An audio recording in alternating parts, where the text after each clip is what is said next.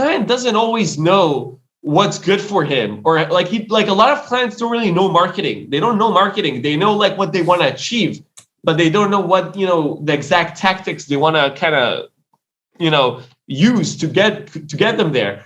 And I think like the real intellectual kind of thing here, the kind of riddle here is to figure out, what the client really wants. Welcome to 20-Minute Leaders. Just sit back, relax, and learn from the leaders of today. It's a journey. Each one is different, unique, inspiring. Let's get started. This episode is powered by J Ventures, a community-driven VC fund in Silicon Valley in partnership with Leumitech, sponsored by Homeward Ventures, Hippo Insurance, Upwest Labs, Synergy Global, Hillel at Stanford, Leap, Birthright Excel, Serona Partners, and in media partnership with CTech. Let's talk about marketing and how companies can get their message across. Meet Omri Hurwitz, the CEO of Omri Hurwitz Media. Omri is a tech marketer and media strategist. His client portfolio consists of some of the leading companies and startups in tech. He writes for several media channels including Forbes, The Times of Israel, New York Tech, Newsbreak, the VentureCation, Hackernoon, Vocal Media, Benzinga, and more. So Omri, media specialist, strategist, you're a writer yourself. I really enjoy reading a lot of the articles that you're publishing on some of the most amazing journals in the world. But you're also working strategically with some of the leading startups in the Israeli ecosystem. Tell me a little bit how you entered yourself, the storytelling world or media presence PR world.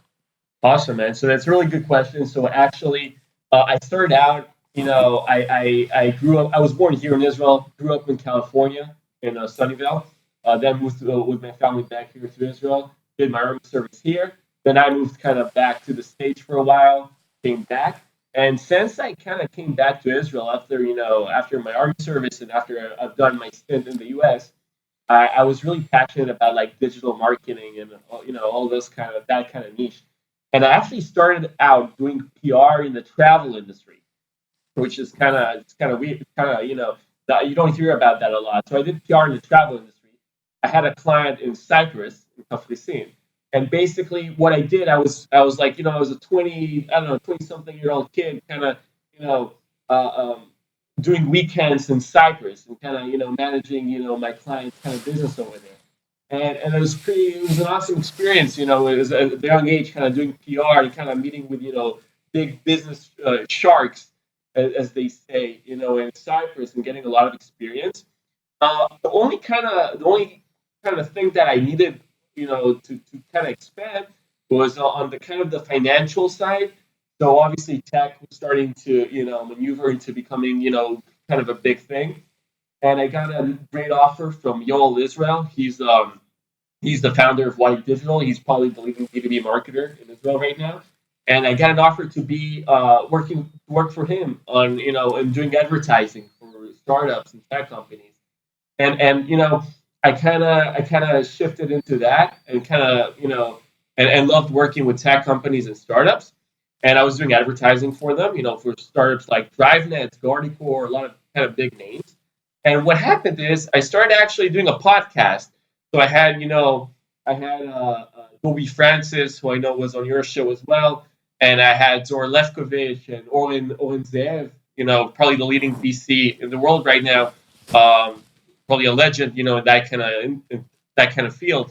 So, and that gave me like a lot of, niche publicity, I would call that. And like the easiest transition from that was to open up, Omri Hurwitz Media, which is a PR agency, because I felt like PR is more of my thing, storytelling is more of my thing, and that's what led me to kind of PR and do storytelling, for startups. Beautiful. Okay, so storytelling for startups. Is it, how much strategy is there even when, I'm a company, I have a product, I have a vision.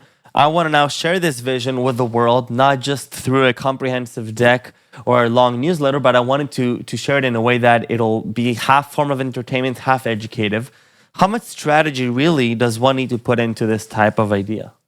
That's a great question, Michael. So I'll tell you my kind of shtick on it. So strategy is super important, right? Everybody's, CMOs, everyone's talking about strategy.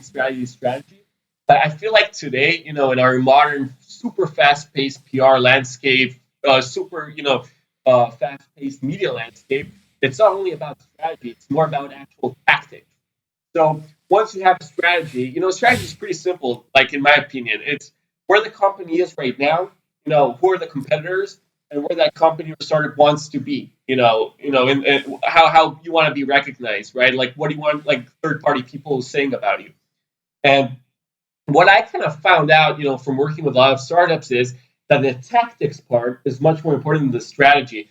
So once you kind of build out a strategy, which is, where you are right now, where you want to be, where you compare to your competitors, what the market sentiment is, what third party people are saying about you compared to your competitors. The really important step is actually, how do you strategize the tactics? Like what journalists are you guys talking to? What publications you want to target?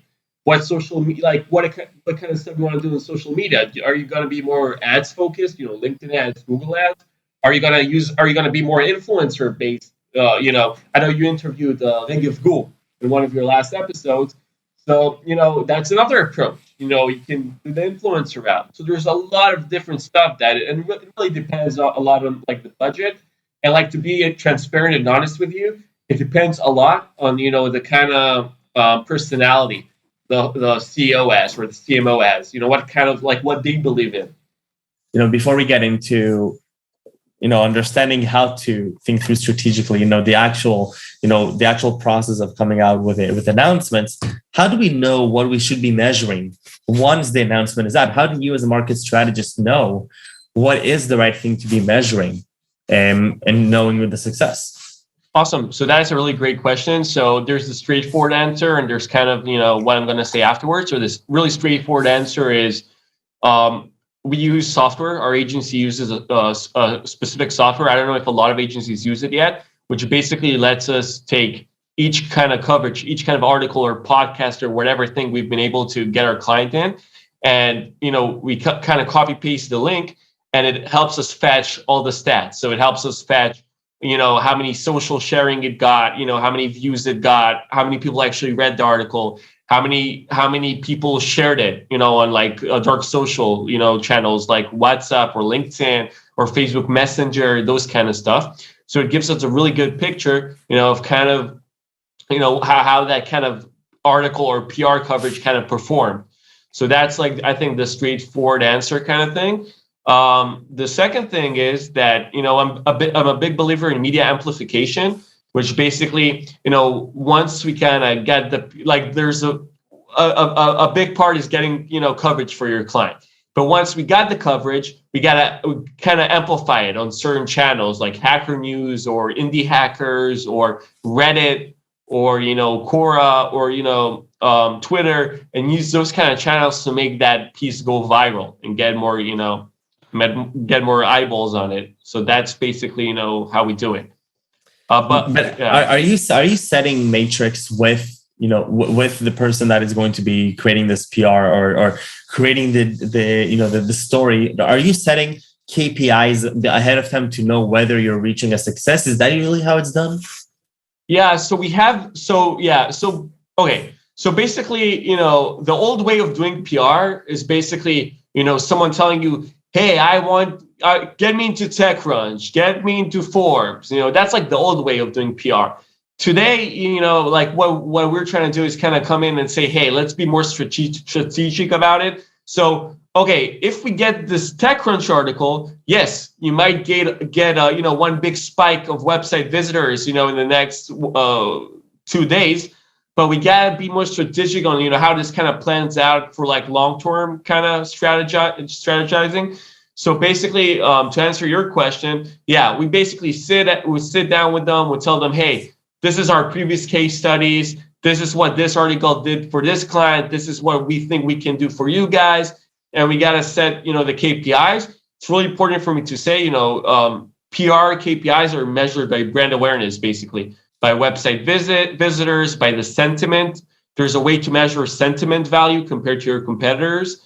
And that's basically, the KPIs we measure. Sometimes, like a client will come to me and say, listen, Omri, the last CTech article you got us in, got us a lot of leads. But I'll say, hey, I'm happy you got leads from that, but it's not like I have no control, and no one has any control if a specific PR kind of item will give you leads or not. It's not advertising, so that's kind of the KPIs kind of setting. So from the moment that that you're starting to work with a company or organization, whatever, that has a story to be told, what is the actual process that you would go through to strategically, from the time of the inception to the time where it's actually time to measure what happened with the article out live?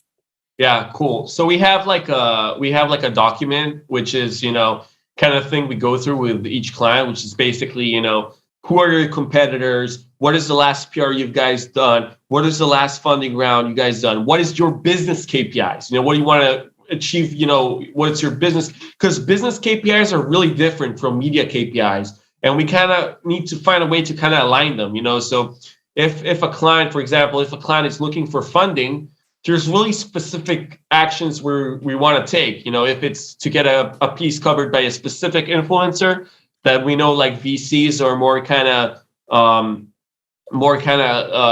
they have like a leeway to them, and they kind of read the specific influencer. Or if it's like, if they just want to get like really big brand awareness, maybe, trying to aim for like a Forbes article is going to do a better job. So that's like kind of a thing we do straight on. That's the first step. The second step is actually doing the work. So doing the work is actually pitching, actually communicating with the publications, actually trying to, finding a good angle for everything. And the third step is the amplification process of it all. So once, we've got, let's say we're recording this podcast, right? Once you send me the link when it's live, we're going to take it, we're going to amplify it. We're going to put it on Indie Hackers. We're going to put it on Reddit. We're going to put ads on it. We're going to do a lot of different things to make sure our target audience is seeing this kind of interview. So we're not just letting, your audience, do the interview and that's it. We're going to actually amplify it. And the fourth step is kind of, after we've done those three things, is we're looking at the kind of KPIs and seeing how we're going to do it better for the next piece, or, so that's kind of our shtick. Yeah. But not a lot of PR agencies do that. Yeah. How do you go about even understanding, customer behavior and consumer behavior, that how they're going to be responding to these stories? Because you're working with a variety of brands on a variety of topics. So you sort of have to get into their shoes and understand, okay, how do I strategically understand how the people that are going to read this, whether it's the general public or more targeted audience, how they're going to be receptive to this? That's the hardest thing to do. That's the most difficult thing to do. And that is, what, me as a marketer, I'm trying to get better every single day at it. And it's a learning curve. I'll give you an example. We have a cybersecurity client of ours. Okay. So we got him a really good coverage in a really nice European publication. And after that, they came to me and said, listen, Omri, the cybersecurity community it doesn't like that specific publication. There's no chance I would have known that, because I'm not a cybersecurity guy. I'm not, in those niche communities. And once they told me that, I thought, hey, I told my team, actually, I said, hey guys, listen, we had no idea, because that publication that we got them in is like really good for all of our other clients. But we had to do a better job in kind of understanding, from their kind of view, you said, being in their shoes kind of thing.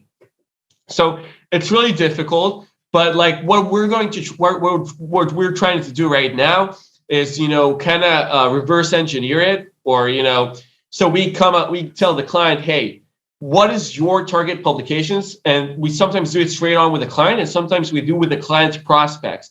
So if, let's say, we have a client in the cybersecurity space and he has prospects who are cybersecurity CISOs, we will go directly to those CISOs and tell them, hey guys, what kind of publications are you reading? What are you consuming? So, and then kind of, take it from there and engineer it from that way, and kind of do it the other way around, right? Kind of get the end goal in mind, and then kind of see how we kind of go there instead of trying to build something, up front. I love it. Omri, tell me, about yourself a little bit. Where does this passion for marketing and passion for storytelling come from? Where is this from? Yeah. So obviously, I write. I love writing. So I write for a lot of publications, like Forbes and Hackernoon and Times of Israel and T-Pranks and a lot of those publications. And I love storytelling. So my favorite hobby actually is watching TV shows, reading books. So I kind of try to say, okay, actually, when I was younger, I thought maybe I would be an actor or a director or something. So, and now I kind of took, okay, if I'm not an actor or a director, how can I be a director in tech? Like, how can I kind of produce like movies or TV shows through, startups? So that's kind of my thing, and that's like that's why I'm so passionate about marketing, because you're essentially creating storylines in the real world for real people and real companies. I love it. What has been the most, challenging or intellectually stimulating piece of your work here? If you're looking at your day-to-day work, where is it really that you have to get your mind really going? Yeah, I think you're gonna love this. So I think, like, for real, I'll be as transparent as honest. I think it's the actual client. So actually, Minkowski, I don't know if you know him, he actually told me that, and I'm starting to realize it now. So there's, like, in PR and storytelling, there's three kind of angles. There's a triangle. There's the client, there's the journalist or the media publication, and there's the audience, right? So with, like, the audience and the media publication, it's kind of more straightforward. It's kind of, more easy. But the real intellectual things is with the client, because the client doesn't always know what's good for him, or like a lot of clients don't really know marketing. They don't know marketing. They know, like, what they want to achieve, but they don't know what, the exact tactics they want to kind of, use to get them there. And I think, like, the real intellectual kind of thing here, the kind of riddle here, is to figure out, what the client really wants. Is it an ego play? Does he want to be in Forbes and tell all his friends he's been on Forbes? Or does he really want specific traction for himself, or for his company, for the product, for the service? So actually, there's, in Israel, we see a lot of employer branding kind of shticks, right? I'm not a big fan of it, but people do it. They do all those, fundraising articles, and they talk about, like, why their office has, a good, coffee station. And even, Eretz Nederet, they kind of joked about it. I don't know if you've seen with the Webos and everything. So those kind of clients, I'm not really interested in working with those kind of people. I'm more interested in working with the people who, they really care about technology and about the service and about the product, and they want to do PR on that. So that's kind of, to answer your question, that's kind of the most challenging thing. I love it. And next to the most challenging thing, the most exhilarating part of the whole thing. Okay. Getting the actual coverage in, sending an article to my client, and like hearing him say, listen, Omri, this article, this podcast, this PR item, whatever, has really accelerated my business. It really made an impact on my life, so that's the most exhilarating thing. I think that a lot of people, they look at perhaps PR or media, and some may become skeptic about it. Some may not understand, the importance of it. But at the end, it's just the ability to share some of the most meaningful work that you've been doing to the world. And I'm looking at a lot of these incredible companies building incredible things that have a hard time really fine-tuning the message, because sometimes it's hard to dilute, a work of 100 people over a course of 3 years to, a 500-word article that makes people understand what it is we're working about here.